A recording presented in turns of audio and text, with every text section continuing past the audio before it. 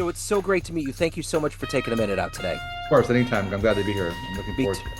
Yeah, me too. So let's begin our journey with this. 5 years ago, this pandemic was doing so much to change our lives. How did you get through that time, and how has it changed the way that you approach work today?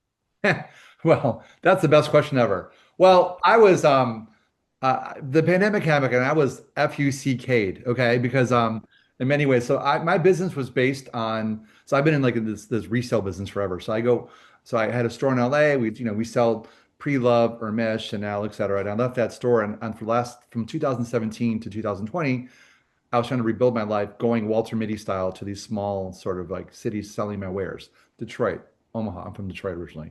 Omaha, Kansas City. Um, and just trying to kind of get my way back, claw my way back. And I finally had I finally got myself back a little bit. And I had my biggest month ever in February 2020. I saw the light finally of like trying to build this business, which is like Covet by Christos. And and I'm ready to go to Detroit to do another trunk show. My sister's like, "You're not coming here. Have you heard what's going on? Like, what's going?" I was so in my life. Yeah. And I was shut down, and I was screwed. This is March 13th or 14th, 2020. The borders were closing in National Guard in Illinois. I had all this stock I had to get back. I owe people like $150,000 on consignment. So when you sell something in consignment, you pay them the following month, right? Yeah. Well, thinking your business is going on. Well, Yeah. I'm like, well, now what? So, uh, this is a kind of a long story to kind of get to what happened in 2020. But basically, what happened was um, I uh, I had some experience on television. I had my own show on Bravo for 1 year. I had my own line, the Home Shopping Network. So I kind of like understood that like there was an opportunity um, for me to do something on that. I didn't know what it was for. So I was like in a panic. My friend's like, "Have you heard about Instagram Live?" I'm like, "What? What's Instagram Live?" And because I didn't know, because I had like 7 followers at that point. And so I figured it out. I went on March 22nd, 2020, after I got back to LA, was like I was desperate. And I saw a guy named D Nice. Do you remember D Nice? That he's still on. He's a DJ, Yeah. 100,000 people watching him. I'm like, 100,000 people, I'm golden. Like Yeah. I'll just like throw my bags up and like sell, I'll figure it out. Yeah. So I went live March 20th, 2020, thinking my life's going to change. And there's 8 people watching, 5 of which were Russian bots. One was my sister, and 2 were people maybe met me on the road. So I was like, anybody want to buy back? Uh, but I felt comfortable doing it. So I just kept going back every day um, for at 5 o'clock every day and just doing something, bringing people on. I had some celebrity friends. My following started growing, and I all of a sudden I'm like, I think there's something here. I didn't know what I was doing. Apparently now I'm a social disruptor, and I've started this whole concept. So basically, Covet by Christos was born, and a online luxury live streamer, and I didn't know what I was really doing. And until December 2020, this kid from the UK or from Paris called me and said, like, "Hey, I see what you're doing, building this like community." I'm like, "Am I?" And he's like, "What do you charge to come on to sell things?" I'm like, "Charge?" I was like, "Oh my God, I'm the network." So that's what I started doing. I started going live 10 hours a day. I was bringing, like, if you had like something to sell, you could come on, I'd sell it, make a commission and go. Yeah. So that first year, from basically being broke and in debt for like, I don't know, probably like I'm almost $1 million in debt. I did $15 million in sales. Wow. It's basically like because I stumbled onto something, and I was just working because I felt it happening. So COVID was a blessing for me Yeah. because I never would be right now. So just to kind of get an idea of my business, a big article came out yesterday in Vogue about it. We're now approaching $200 million in sales. I'm live 12 hours a day. I'm not even on the network anymore. So it's like people who are doing the lives, hosting people. And we sell everything from beauty to vintage to everything. So basically I've become like a destination point for like retail and luxury live streaming because I was desperate in Wow. March 2020. Yeah, Wow. So what do you exactly do now in 2025? If I put you in front of a bunch of 12-year-olds at career day and the kid in sure. the back of the room was like, what do you do for a living?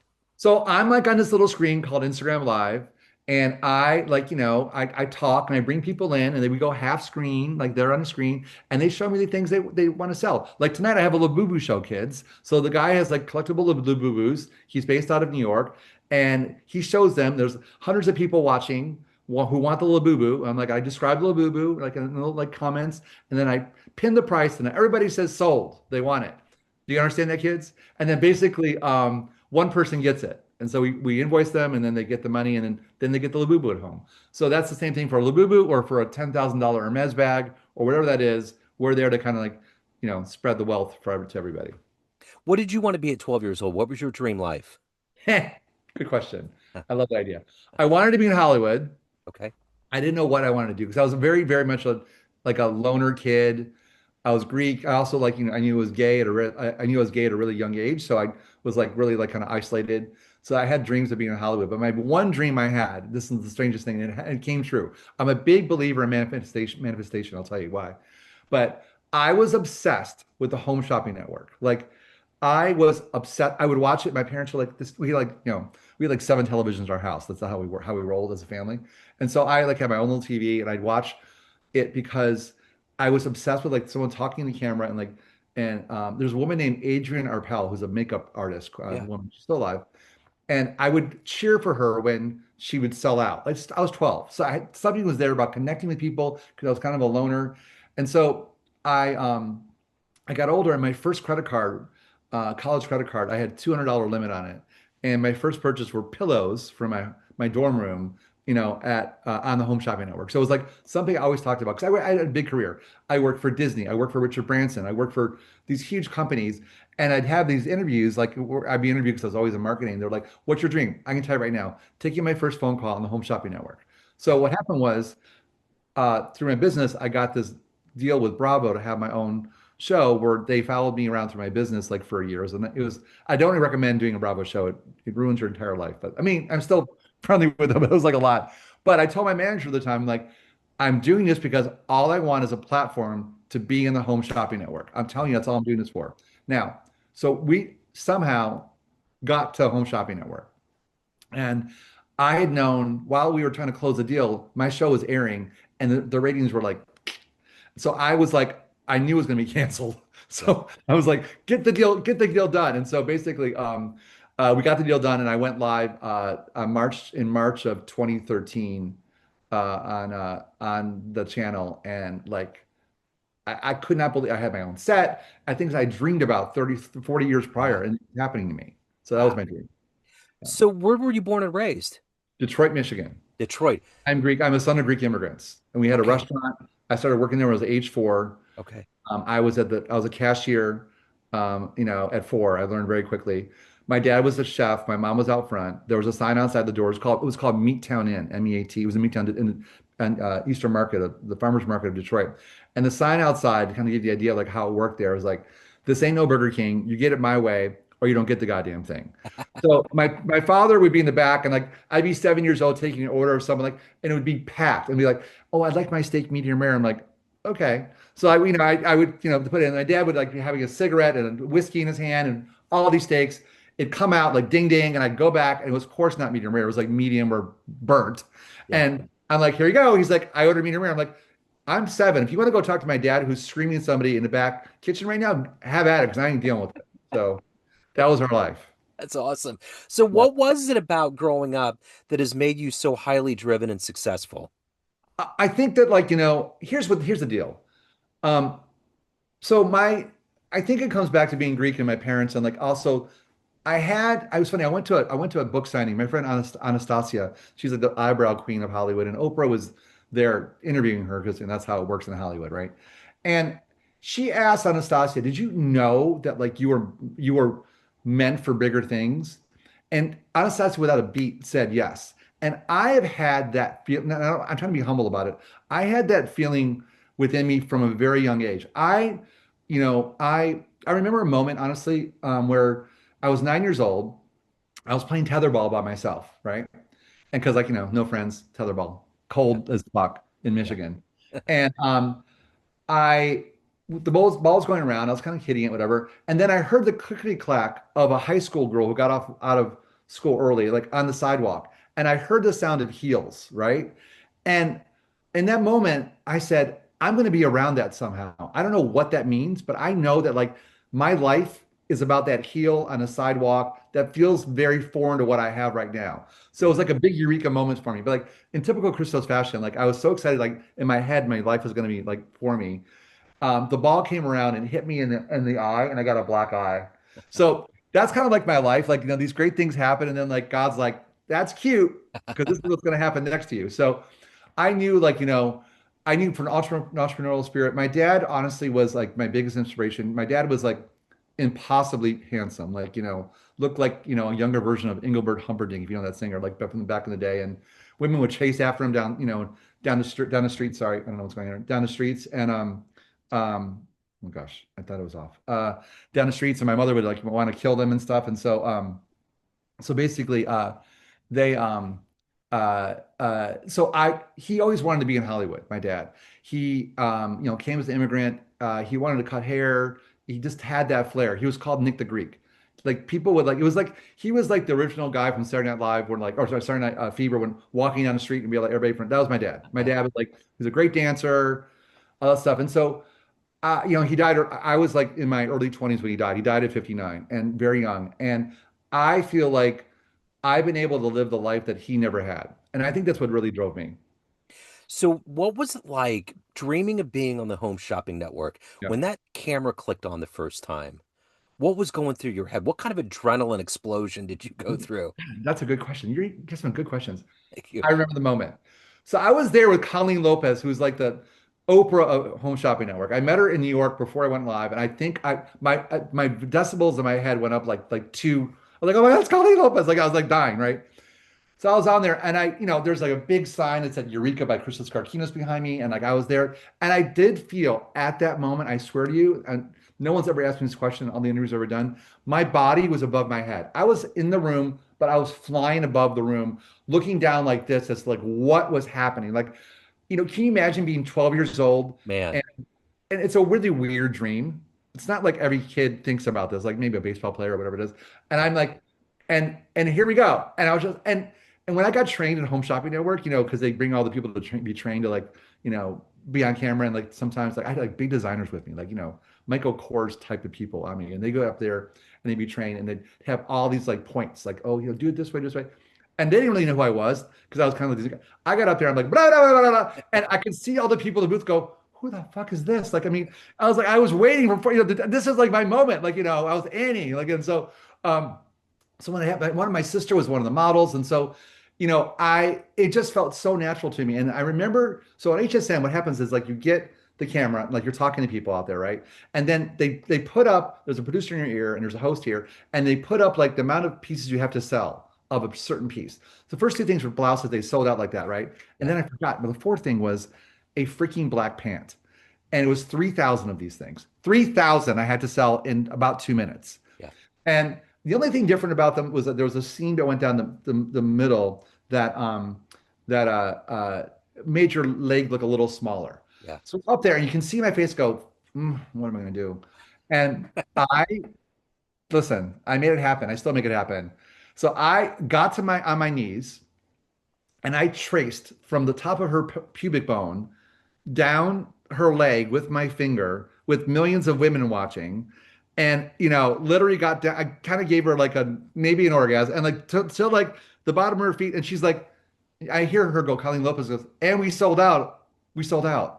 And I'm like, yeah, we did, because I basically just like gave you like a situation on camera, and everybody in America like all orgasm at the same time. So yeah, so I did that. So I would do whatever I want. And so I finished that show, and they were like, what just happened? What can we have you back on? Like, and the thing is, it went on for 3 years, and at some point, I was having some personal issues, and so I wasn't like my best the last year. So I lost that gig, which is fine. It helped me get to this point, but so you can tell I get very excited talking about it. It's just, I love it. No, and that's the beauty of this is that you've had this dream of what you wanted your life right. to be, and you've made that dream come true. What's Yeah. the difference between the dream you had as a kid and how life has turned out? What's that gray area for you? Well, I think I had to learn the tenet of gratitude. I think the first time I kind of like was on the top of the world, I had my show on Bravo. People would recognize me walking down the street. I also like, was on each Home Shopping Network. So I was like, the guy. And I think I didn't appreciate it. And it got to my head. I started doing stupid things in my personal life, including getting divorced and like partying a little too much at the age of 50. It's not cute, right? And so this time around, when I got this second chance, which I, praise God every day that happens, I'm super grateful for it. Yeah. And so that's the difference this time for me is that like I wake up, I'm like, I know it's a big day, but look where you were 8 years ago, where basically I was like, do I have to move back to Michigan? Like, it was that point where I'm like, I think I have to move back to Michigan and like live with my sister. Like what was going on, right? So now, like, I just got back from like a trip to like Maldives and Dubai, where 100 of my best clients met us up in Dubai, and we had fun and we shopped together. And and 7 years ago, I was in a one-bedroom apartment, you know, after having a hard time personally and professionally, and like where I am now. So basically, I'm grateful, you know. So every day you wake up, what ultimately gets you out of bed and allows you to be grateful and allows you to continue to live this dream? Because there's something to be said about longevity. Like when you see Mick Jagger doing this after all that Right. time, you got to work hard. This isn't something that falls out of the universe. No, I mean, I'll be honest, I'm 61 years old. And like most people are thinking about like, where, I mean, you retire. I'm like, I could never, I can't, I mean, I'm Greek. I can't retire. My mom worked till she was 80. Like it's not in my blood. But if I'm like really like excited about something, like this business is me, like it's going to be $1 billion business in about 3 years. I'm not getting off this train right now. And it's not about the money for me. It's about like, I like what I do. I like talking to people. I like taking contrary action because as I said earlier, I'm kind of a loner. I'm not a natural connector of people, but like put a camera on me and I'm like, I'm good to go, right? Yeah. So, what was your question again? Your question was about, Just the gratitude. motivation. Yeah. So listen, it's, I make sure I surround myself with people. One of the things I'm sober. So I've been sober almost 10 years now. So gratitude's a big part of being sober. So I definitely, I, I, uh, I make sure that when I wake up and there's, the business hasn't fallen apart overnight because we're on 24 hours a day. I look at my phone, I'm like, oh God. I do take a moment to go like, okay, this is good. I have a beautiful view of Los Angeles right now. I have great people in my life. I have my health. So one of the things that drove me, Joe, like my entire life is that like, my dad died at 59. And then they drink and smoke a lot, but my dad died at 59. My grandfather died at 59 and my uncle died at 59, all the three men on my side of the family. So can you imagine I'm turning 59, I'm like, oh boy. Yeah. you know. And I cleaned my life up, in terms of like stuff, and now I got through that. But I think the idea when you lose a parent early, I don't know if your parents are with you or whatever, but like when you lose a parent early, you are set with this mindset like, God, I'm at the age that he died and like I feel young still, like what am I going to do? So I think that's what keeps me going, right? And I'm responsible. Listen, I was a one-man team, call it 3 years ago. I'm now responsible for 100 people and their livelihoods and their families. And so that's what keeps me going too. So that has to be weird to think that you've lived 2 years beyond this core of humans that have done so much for you. How much of that, how much of their spirit do you honor every day? Is there a cognizance of like really honoring that lineage? Well, yeah, I mean, I bring up that I'm Greek every time I go live. But secondly, my business is called Nick the Greek. So Yeah. the business is Nick the Greek. So everything that comes to me, like in terms of like email, is around my father and that. And so like the part of the deal we do, like when something's a really good price in the network, um, uh, it's called the sit down Bessie price. And so my mother's name was Aspasia, but because no one can pronounce it, but so they called her Bess, but she hated it, or Bessie. But she was an amazing bowler. Like that's when my parents met. They met at the bowling alley in the 50s. She had 180 average till she stopped bowling like at age 79. Crazy, crazy story. So she was such a good bowler that would beat all the men and the women that she'd be like obviously the anchor. And so she would throw the ball, and they would it was such a perfectly thrown ball that everybody would scream. Like we're talking like 80 people, sit down, Bessie, because they knew it was going to be a strike. So she would just turn around and sit down because it was a strike. So I brought that to the lives where basically it's a sit down Bessie price. Like this price is unbeatable. It's gonna sell. So here we go. Yeah. And I put up a price of something and like 18 people want it, right? Because I know it. So yeah, I do that. So, of all of the fashion icons that exist out there and kind of minced in with that entrepreneurial world, who have you looked up to? Who has been someone that you've emulated the way they've done all of it from fashion to business to persona, taking care and being humane? Who is that for you? That's a good question. I think, well, there's a lot of people I look up to. First off, I'm from Detroit, so Diana Ross has always been a big touchstone, Yeah. right? So when I was 6 years old, we lived near Kentucky Fried Chicken, and my parents I walked in because we loved that stuff growing up. And my parents, I walked in at 6 and Motown, the whole thing. And there was an offer that was like, if you bought 4 family buckets that week, you got the 4 album Farewell Supremes Las Vegas concert thing.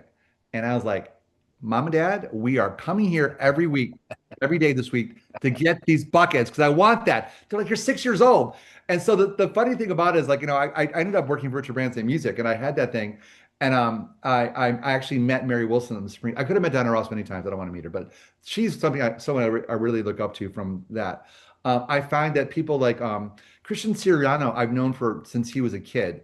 And so he's somebody I look up to. He's really a good businessman. He's found his niche. He's super strong. Um, I try to think from a fashion perspective. I mean, I think that like one of my icons is Cher. I actually met Cher. I was a Santa Claus. It's a long story. It's in my book, but in my book, Cover the Comeback, and she is a big inspiration to me too. So yeah. So if you were to walk into that restaurant where you were serving the people the steaks and taking orders, and you're a kid, and your adult version in a dream walks in, and you put your book down, and it's kind of a pictorial, and he's looking through it like, "What is this?" And you're like, "That's how my life turned out." Would that version of you believe it? Yeah. And do you know what the crazy thing is right now? Do you know what's inside? You know what's inside my parents' restaurant now as a business? What's that? A vintage clothing store. Wow. Completely like I was on Instagram like, wait, that's my parents' restaurant. I'm like, oh my God. And I reached out to them and like, you guys, you don't understand. Like, I'm the king of all this. And now my parents' restaurant has a store inside of it. So yeah, I think they would. I think they would. I think like, my parents worked. I have such, that's why immigration is so important. My parents worked so damn hard. They worked for their kids. Like I was the first one to go to college and like, my dad was like, my dad like was, as I said, this guy. And so here's how I paid for college. You ready? So we had this huge, beautiful bar and there's all these big marble light glass sort of or light up frames where all the booze was in front of. You know what I mean? Can you imagine that like back in the day? Yeah. And above that was this false landing of a ceiling landing. And so you would have people crumpling up their dollar bills for the drinks they were drinking and throw it to the top. And this kid would go once a quarter and clean up all the money up there to pay for my tuition. Wow. That kind of stuff. Yeah. Wow. So of all of these things that you've accomplished, and more Yeah. importantly, evolved to, what are you the proudest of right now? Right now, I think what I've done is I've created a community out of nothing. I was just myself like 5 years ago, and now there's thousands of people who tune in every night. They are women mostly in their 40s and 50s and 60s. They've made friends. They're there for when they're sick. They travel together. And so when you get older, like even my age, if I look at my phone now, I have texts from people I didn't know 3 years ago. Like that doesn't happen when you're 61. You know what I mean? It's not part of the club. So I'm able to like, because in the end, like people are always looking for connection. And in my program, connection is the opposite of addiction. Because connection does help your dopamine levels. It makes you feel you belong because humans are want to be belong to something or someone. So that's what I've done. So I always talk about that when I bring my community together. Like I'm happy you guys shop and buy and all this stuff. But in the end, I don't have kids. My legacy is going to be like I started this group of people. They are now friends. They commune together. They go to dinner together. They have all these sort of like intertwined lives. And honestly, it was because of like me and my stumbling into this. So that's my biggest legacy. So Covet the Comeback. If anyone wants to copy, they want to reach out, they want to dig into your world further, where's the best place to go? Well, the book's available on Amazon and Barnes and Noble. Cover the Comeback. We hit number one charts. I didn't have one book signing at all at a bookstore. We sold 10,000 copies through my community, so it's crazy. Yeah, that happened. And then every day on Instagram, it's Covet by Christos, Covetby Christos, Covet by Christos, and you can tune in and just have fun. I worked for Richard Branson. The first thing he said to me when he took me through a Virgin Megastore was like, Christos, I don't care if they buy anything as long as they have fun. Yeah. And that's like my guiding light. My dad was like that too. Like, he would take your tie off the first time he was in a restaurant. So for me, come watch, have fun. You may find something you love, but in the end, I'm gonna make you laugh. That's it. That's the bottom line. What a wonderful story. Thank you so much, man. Thank you for your Great. time. It was fun. Best of luck with everything. I appreciate it.